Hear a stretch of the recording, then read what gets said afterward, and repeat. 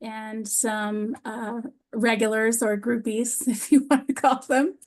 Welcome. Kimberly and I are going to talk today about preparing to screen. So you know that all of the early literacy targeted intervention programs start first with a screening process to determine eligibility. So we're going to walk through that today. We have 2 times designed for questions, but if anytime you want to just drop something in the chat, go right ahead and we'll address it then or let you know that the answer is coming.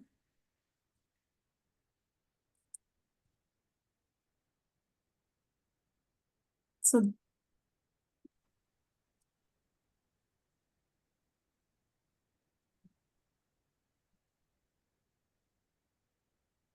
if you need accommodations or anything, just let us know. This is pretty laid back. And a recording will hit the YouTube playlist within 2 to 3 business days.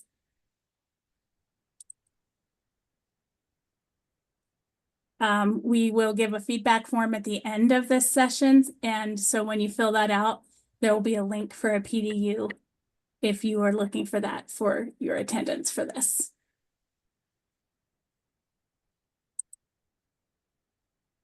Let Kim go first. All right. Good afternoon, everyone. So my name is Kimberly Evans. I work here at the Office of Public Instruction with Jackie, and I'm the Early Literacy Research Analyst. I primarily work with a lot of the data, so the data requests that I send out, and I also work on some collections that occur in Infinite Campus. So it's nice to meet everyone. I have been in education for a really long time in the classroom, and then worked with independent study high school students, and then worked with homeschool students for a charter school. So I have a wide range of I guess, experiences ranging from your pre-K kiddos all the way up through 12th grade students, seniors in high school. And I'm Jackie Ronning. I am the early literacy coordinator, and I ask him 1,000 questions a day because she holds the key to the data. But I'm at 21, probably more than that, but we'll just say 21 years in education. And that ranges from preschool to high school character education and everything between. And so literacy is definitely my jam. I spent 5 years as a literacy coach, K-12, and I really just enjoy supporting adults as they support our young ones. So anyway, that's enough about us. You came to learn about screening. First, the mission. It is the Office of Public Instruction's mission to provide the vision, advocacy, support, and leadership for schools and communities to ensure that all students meet today's challenges and tomorrow's opportunities.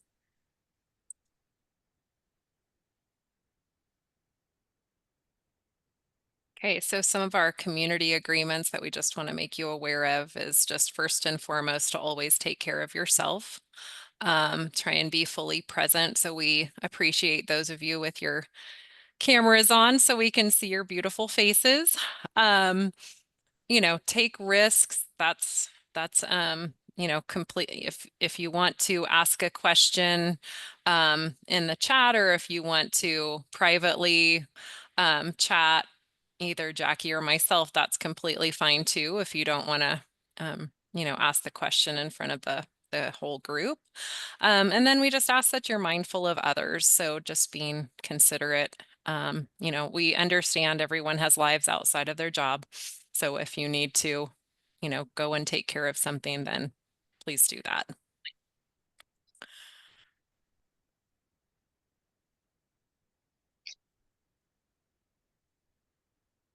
All right, so we're going to talk about our objectives for today, what we want you to, like the knowledge that we want you to gain.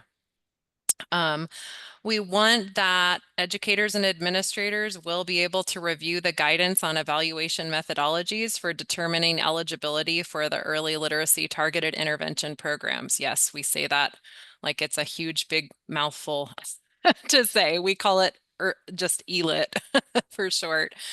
So we're going to review the list of approved methodologies. And then we're hoping that you will understand the steps that you need to kind of go through to be able to implement these ELTI programs.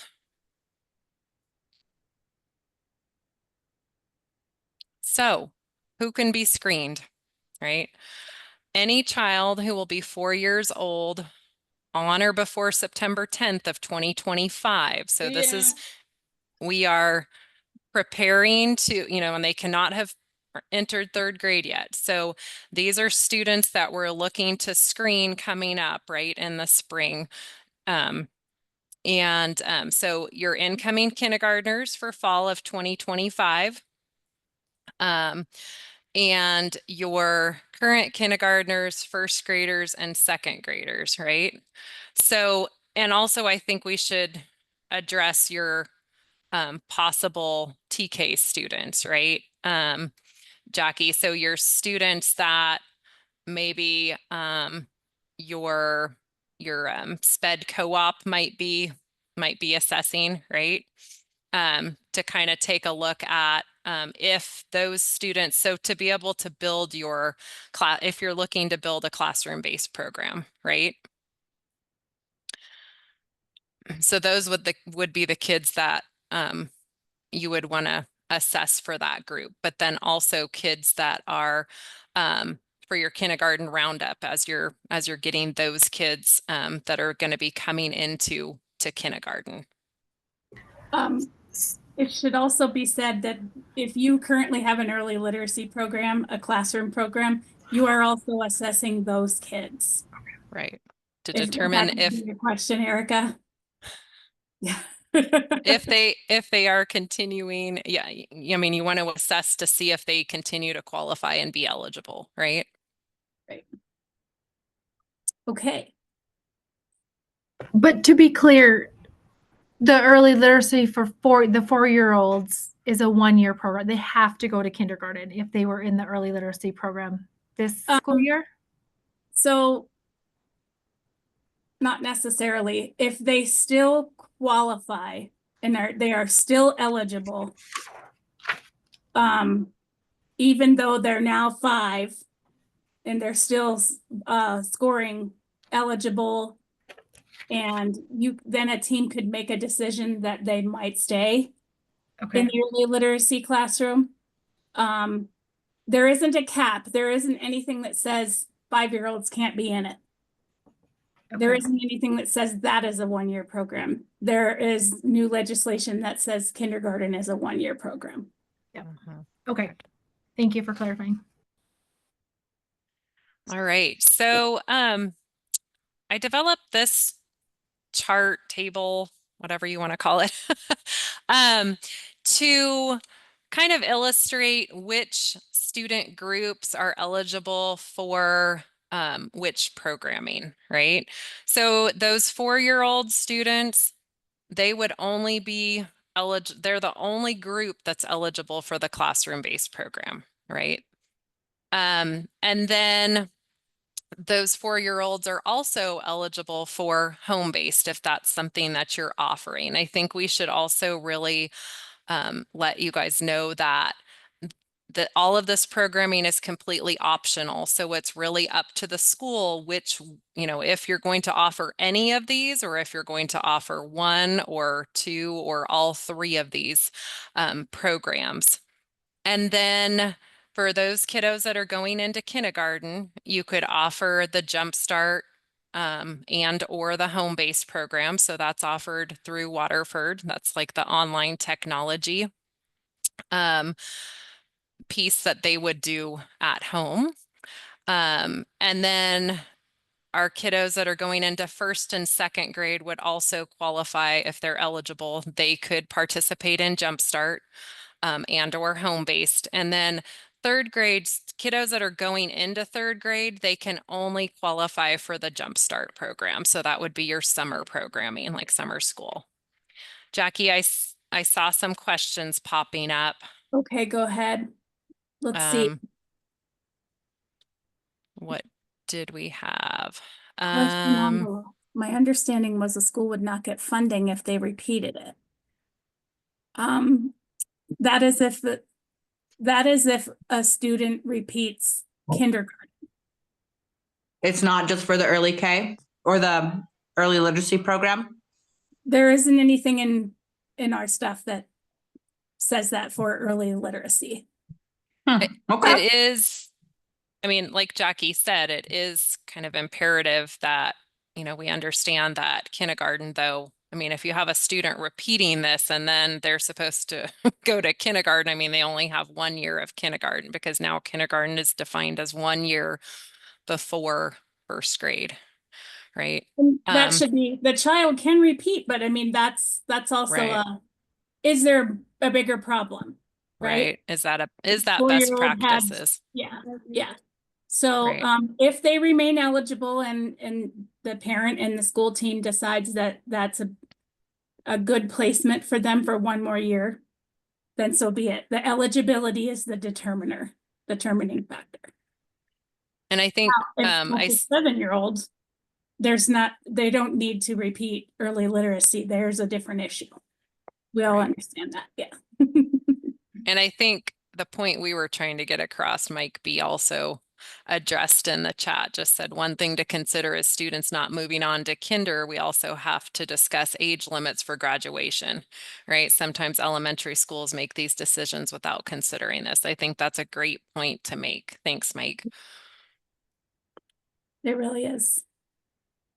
So you have, and what Mike's saying, just to elaborate on that, is you have to consider what age this child will be or what grade they'll end up being in when they turn 18. Bye, Randy. Yeah, there's age out considerations. There's just a lot to consider. Just jumping in because I was making that comment. Yeah, because we Yeah. even had a student at my school this year that we had to progress a grade because that was not considered when the student was in elementary school. So on 2 different occasions they held him back in a grade, but then it was like, well, you're not giving the kid a chance to graduate. So we got to be cognizant that, just like you said, moving all the way through that when we're making these decisions when they're, if they're a young 4-year-old, I think it would be okay. But if they're an older 4-year-old or we think that's going to be really holding them back, we want to still get them those interventions when they're in kindergarten, but we don't want to make some of those determinations when they're so young, and that really messes them up when they get older sometimes. So sometimes it's a lot better to just strengthen up your tier ones, trust your MTSS processes and your intervention programs, and get going. Anyway, we'll go to the next slide. Okay, so when you're looking at choosing an evaluation methodology tool, the legislation is pretty clear that it needs to be a research-based instrument or assessment used to determine if the child is above, at, or below a developmental trajectory leading to reading proficiency upon completion of 3rd grade. Okay, it also needs to be age appropriate. And we're also going to be talking about the list that was created by an advisory council with the Board of Public Education. They came up with, it's actually 2 separate lists depending on the age of the student, age and grade. Okay, let's see. So Jackie's going to pull up the list.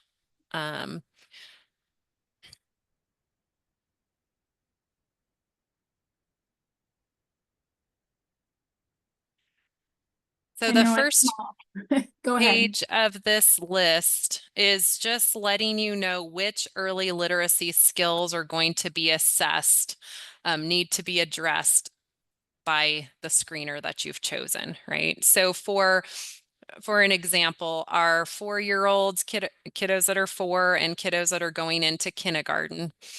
Your assessment should primarily be focusing on oral language, phonological awareness, and alphabet knowledge. Those are the 3 skills that we're testing at that grade level. And then you can see as we're progressing and moving on and testing kiddos that are going into 1st, 2nd, and 3rd, there's more of a progression and a larger number of skills because they're adding to their skill set as they're moving through the grade levels, right? And then what Jack, are I'm you just gonna? drop Oh, okay. something in the chat here. So Jackie's gonna scroll down for me so that everyone can kind of see. So there are 2 lists, right? So this first list is for students who are 4 years old and and then those kids that are going into kindergarten, right?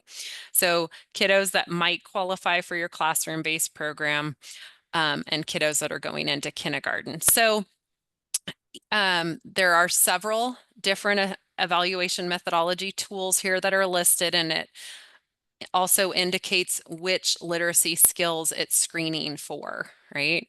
So, and I think Jackie's going to talk a little bit later about, how to qualify students, and ultimately that's up to the district. But I think it is important to note that it's probably a better idea to have a screener that screens for multiple skills instead of just one skill.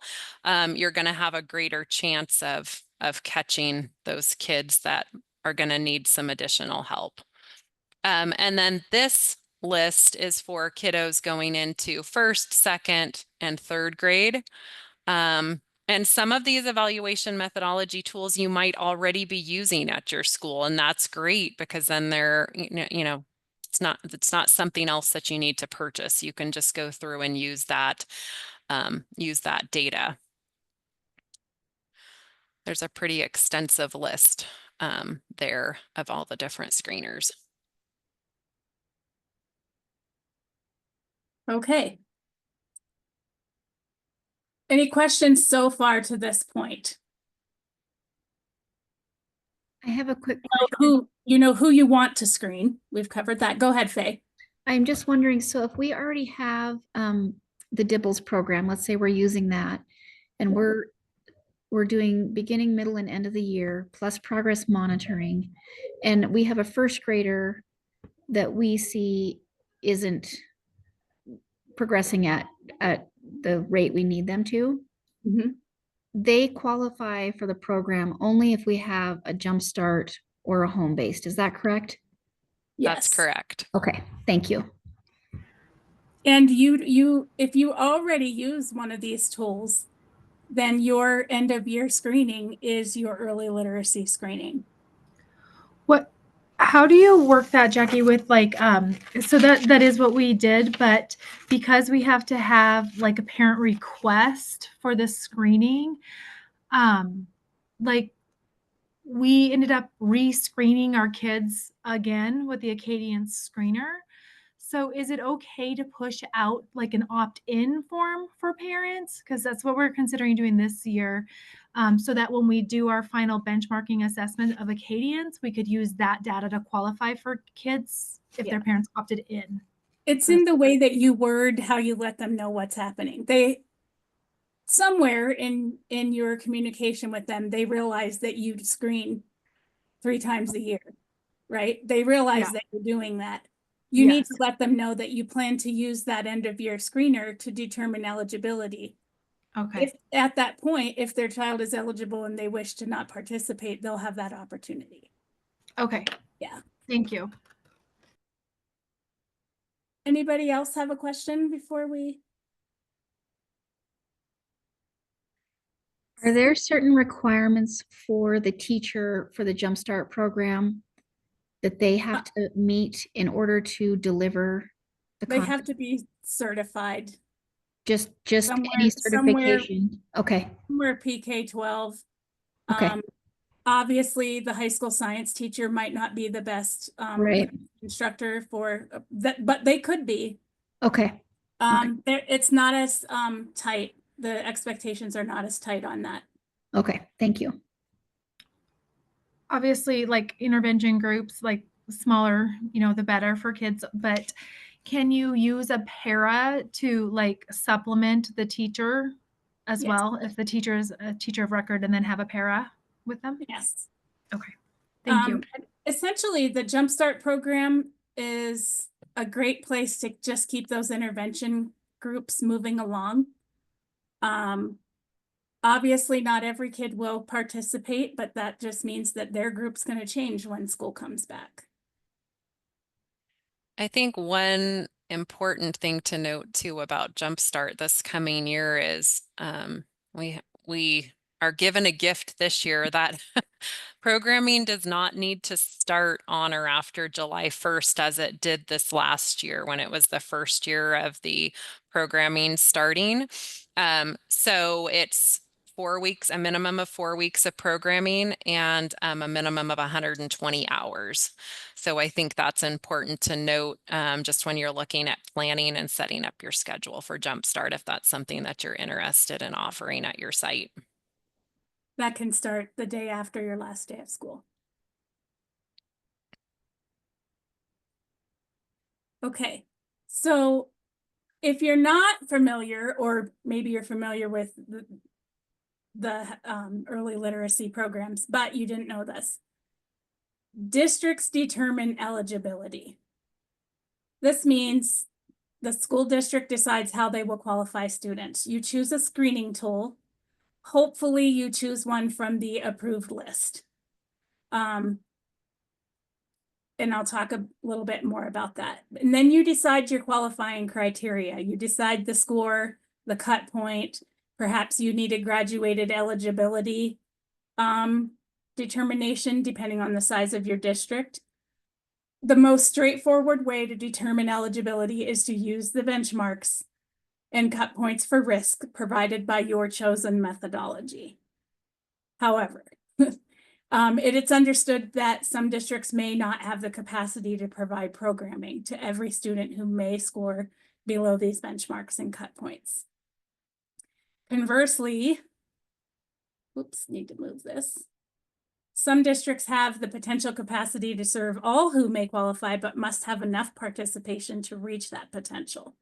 So smaller districts may be in that sort of boat.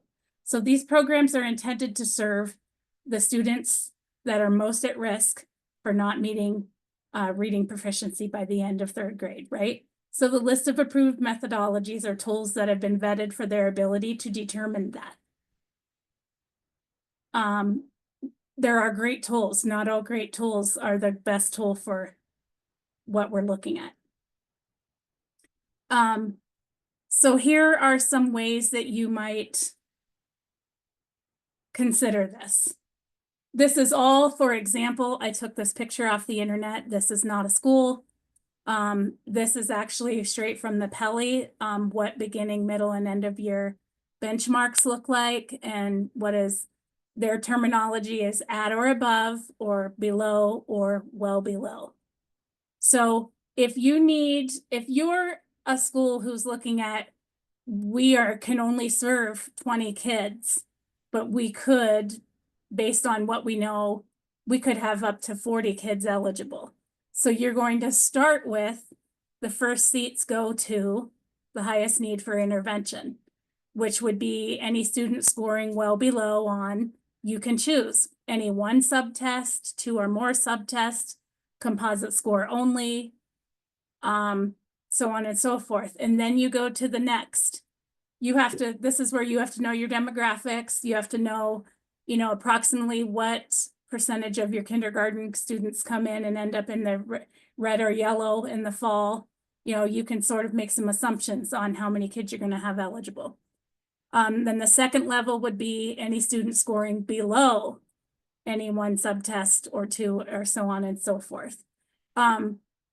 Some schools consider below as they just haven't been to school, they'll be fine. Statistically, I consider below as they are not where they need to be.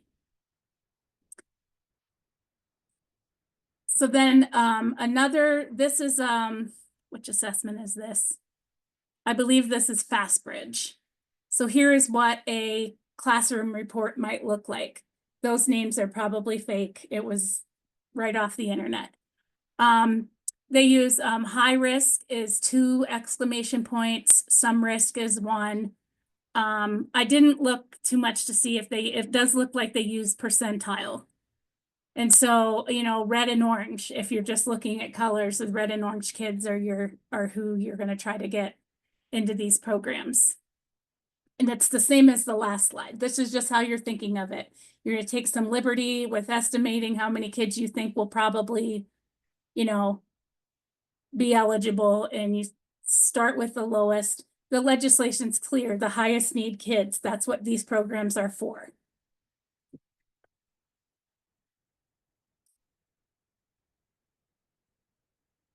You also may look at it as any student scoring 30th or below, or the 50th percentile or below. Yes, the 50th percentile includes a lot of kids who are at level, but again, you have to estimate how many kids you can put in the program. Let's see. And you really just want to, you know, you can base that off of your general kindergarten data each year, because your community's demographics don't change that drastically. And you could also go out and, you know, talk to those feeder programs that have your preschools and daycares and, you know, get an estimate on that. But that just doesn't cover everybody. Okay, this was a quick one. So now what questions do you have in there? Ask whatever you have. We can talk about things besides screeners if you have questions, but be brave.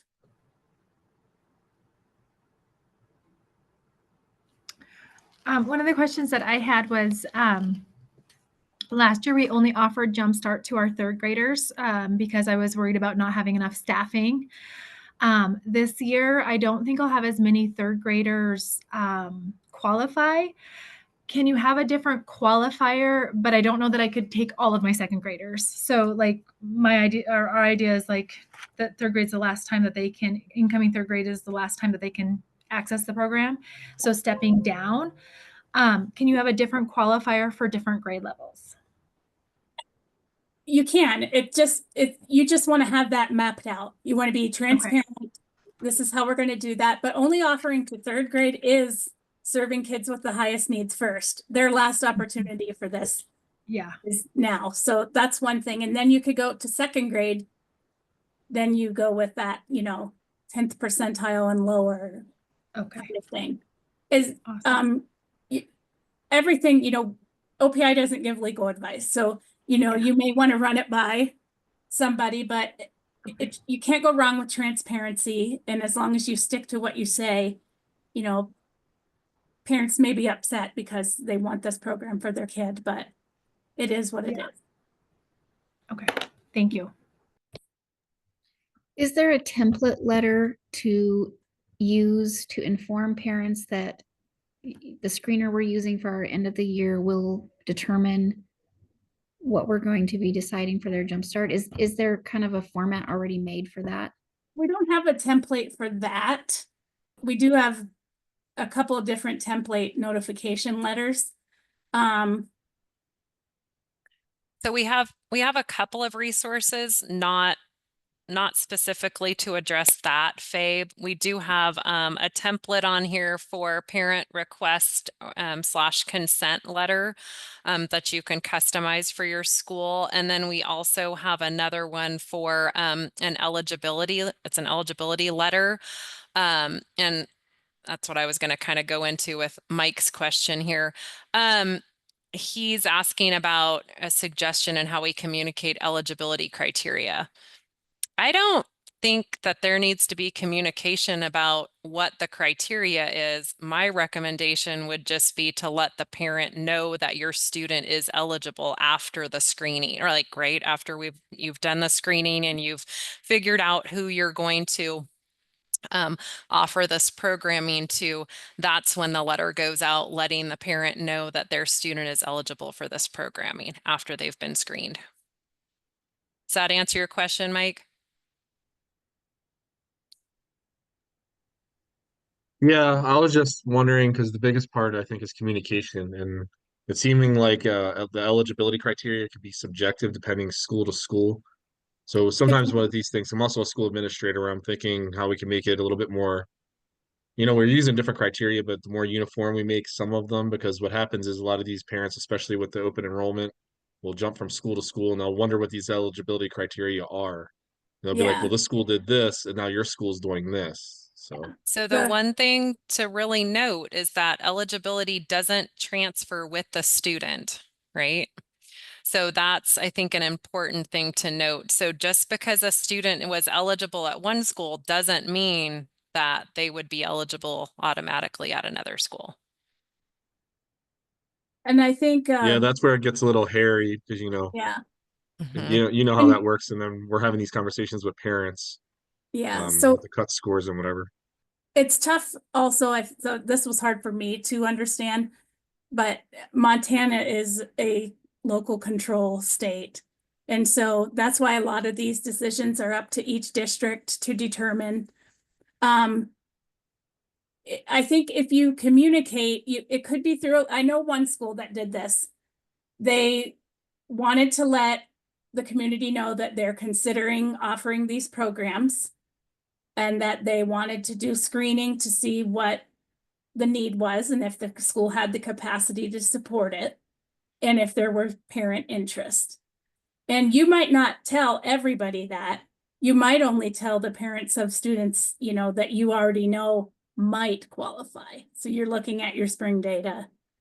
Or you let everybody know because that's what transparency is.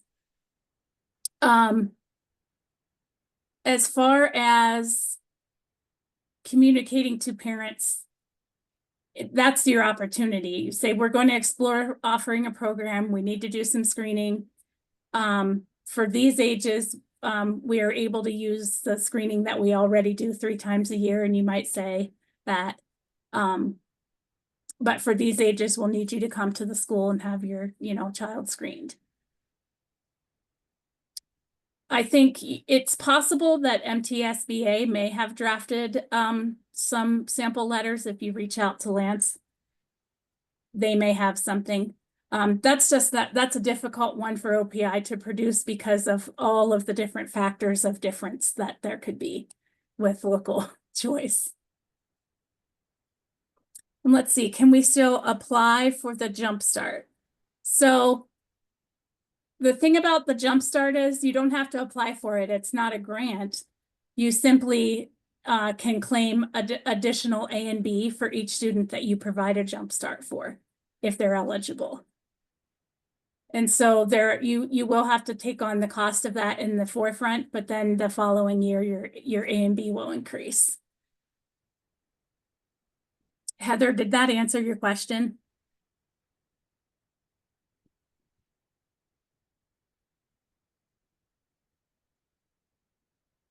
Okay, good. Any other questions today about how this works and how to kind of get ready to do this? I had a question about the timing of the assessment. So, do I understand it correctly that students have to be assessed in April, May, or June? No. It says they may be assessed in April, May, and June. So that Okay. just gives a little bit of liberty for schools to assess at a time that works best for their community. The way it's currently written, it also allows for, that family that moves in August I was gonna ask. or even later. So if you had a student that would qualify for your 4-year-old program that moved in even let's say January, they could be assessed. Okay. Thank you.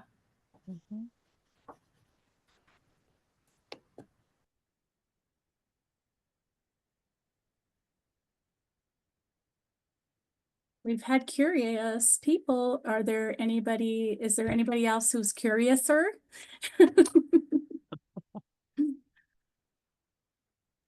I was just kind of going back to Mike's thoughts too on notification and everything else. I think part of that depends on what policy you adopted and how you said you were going to implement it too. Because that would be a good guide for how you get information out. The initial thing that the first most important initial thing that you want to do when implementing these programs is to adopt a board policy on early literacy targeted interventions. Say what you plan to do and how you plan to do it. Thank you. Yeah.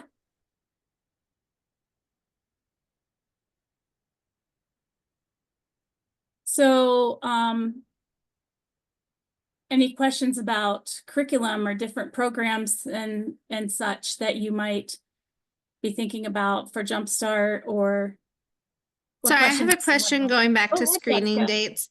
I do know in HB 352 it says that you may screen in April, May, or June, but I feel like when we just did A and B counts, you had to, there was like a box that you had to check that they were screened in April, May, or June, or you didn't get A and B for them. Because I work with 3 schools and one of them had a kid come after that deadline and they accepted her, but they were not able to include her in their A and B count. So I don't do the A and B count, so I can't give any more specific details about what it did or did not look for, but that's what they told me, that they had to check that they were screened in that time. Jessica, I think that was in the very beginning of the school year, and we had that note of the date of the screener removed. And I know I've just been recently working with some districts that we did have a concern if they didn't check like the spring early literacy box, but there's no date to that. But we got all that cleared up. So I think we're good on that. But we don't have a like a box or anything where we're asking specifically when that I mean, it's not going to dictate whether or not you get A and B, I guess is what I'm trying to say.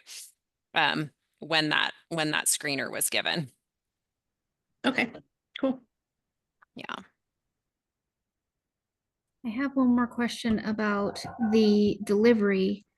If you start the Jumpstart program, is there a list of qualified programs that you deliver during that time of the summer time? Or is No. this list just for the screener and then you're allowed to use whatever you feel is best? Well, You use whatever tools, yeah, that you determine help you meet the standards. There are Chapter 63 early learning standards, and those are what guides the 4-year-old classroom. And then the Montana ELA standards for literacy and language will guide your K-3 classes. Whatever programs that you have that help you meet those. Jumpstart, you probably want to look at what are you already doing for intervention for these kids and continuing those. Thank you.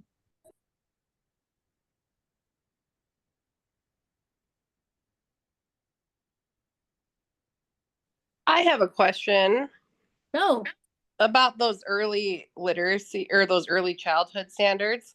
I have a really hard time finding those on your website. Is there a way you could in the chat put a link to yes. them? Yep. Thank I you. can. Jackie, are you grabbing them? Actually, you should, because one of the problems might be that I have cross-linked my links. The interwebs are not my friend today. Thank you. Yes, Yeah. I can drop those in the guidance. I'll put them right in here for you. You can also, anytime you Google those, it'll take you right to the ARM, the administrative rules for Montana. It'll take you right to them. The link that I sent Jessica was the guidance. If you want the direct link to the ARM, I can dig that up too. That would be great. Because I have looked for them and I know I've seen them before, but then I sometimes I get like a 404 air page or I get the old ones still. And then this way I'll just know I have them both the correct versions. So thank you. Uh-huh. Just looking for another one to share that kind of has everything.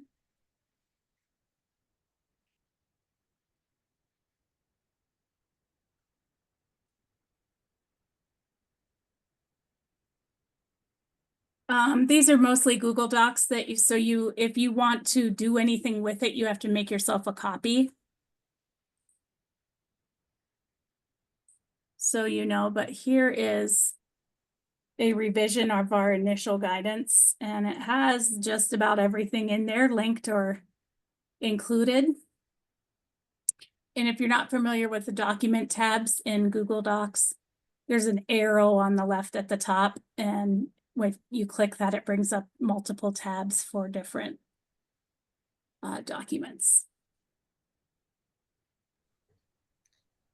I just want to make sure I'm understanding this process too for our pre-K program. We currently have Peli that we are screening our pre-Kers with. Mhm. We have done one screening in the fall and then anticipate a second screening this spring. It's my understanding we receive A and B money for those that qualify. How does that reporting occur? In the spring, do we report to OPI the number of students that qualify for next year's pre-K program? I'll let Kim handle that. Okay. So data collection too, when it comes out in June, I will be really capturing the information about kids that are currently in the program, right? And then in data collection 1, which will be sent out in September, that's where I'll be looking for the data of the students that you've screened and how many kiddos you have in your program, just to give that wiggle room for students that might be coming in later, and then just giving that time for that. I think it would be a little premature if we gathered that in June, just because we might have some kiddos that come in say August or early September. So I think it's important, and that also allows you that time to get them entered into Infinite Campus as well. Ultimately, we want that alignment, right? We want all of that to mirror each other. There are some reflection questions in that data collection too, which allows you to look at, so you're screening them multiple times throughout the year. And it allows you to look at, do they still qualify and why do you think that might be? Or if they no longer qualify, that's just a data signal that that program worked for that child. Right. Does that answer your question, Faye? Yes, thank you. Okay.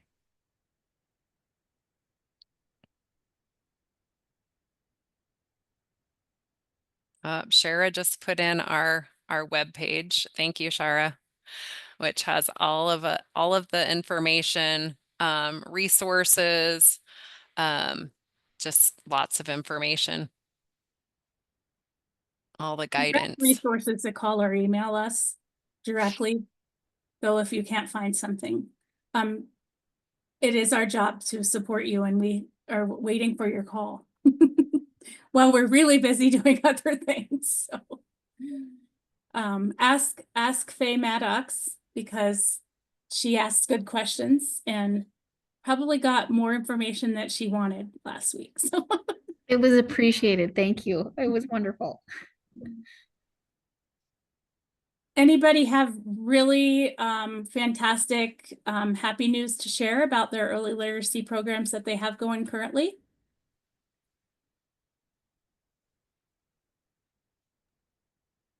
I can just share that we have screened. So we're planning to screen 3 times this year at all 3 of my schools, and we've screened twice at one of them and once at the other one, and we've had improvement on every single kid. So Yes, across Awesome. 3 different schools. So super exciting. that's awesome. Yeah, that's great. Yeah, I would say our Jumpstart program last summer was pretty successful. It was a lot because, as you know, you had to start after July 1st. So to get 120 hours of real good instruction in that amount of time was challenging. But those kiddos, we've continued to really target them with additional intervention as we've gone. And We ended up having 20 kids that participated last year, and 14 of them have now benchmarked in third grade. So that's pretty exciting. And I think really it's really just about keeping them moving through the summer so they don't have that like gap. That has really helped like close that gap for lots of those kids. Erica, what school are you with, if you don't mind telling We're in us? Hamilton School District. And we're from Daly Elementary. And we have a good 4-year-old program too at Washington Elementary as well. That's great to hear. we have- Erica, do you mind if I email you? I have a question for you unrelated to this. Yeah, absolutely. Thank you. Want to drop your email in the chat? Yep.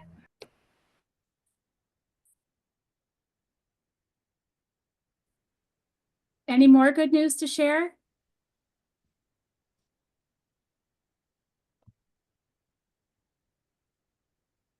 They're quiet.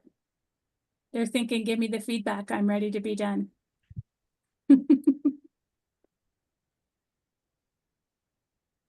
I know a lot of schools took on that lift of getting the jumpstart hours in last summer, and they're all reporting, that it was obviously worth it. And just to be able to see those kids show some progress and before the end of third grade, even better.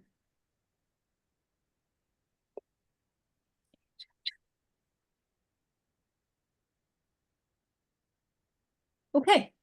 Jackie and Kim, if it's okay, I just want to mention we experienced some infinite campus issues.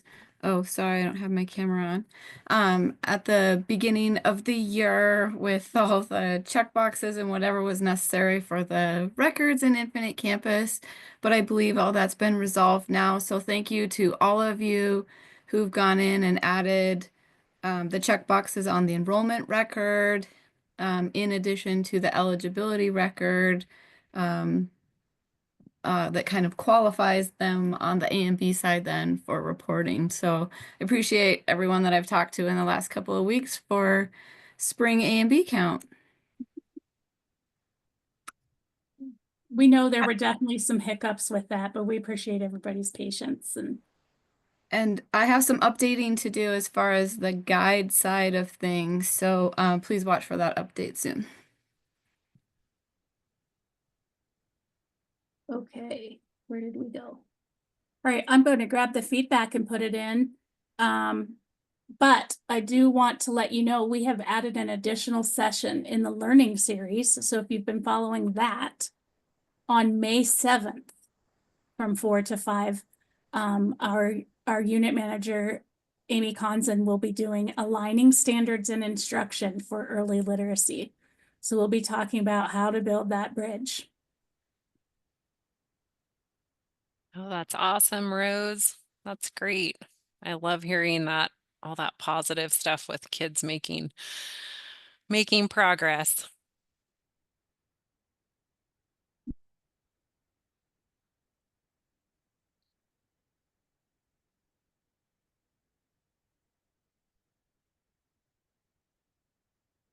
Okay, here comes the feedback form.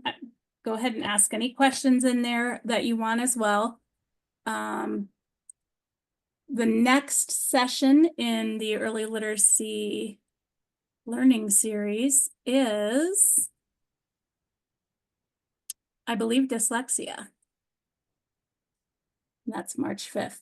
So Craig Busher will be back and to talk to us about dyslexia and really some of those red flags in the early literacy sort of age range. And we're excited to have him back. We loved his vocabulary session. Is that Zoom link going to be the same one? It'll be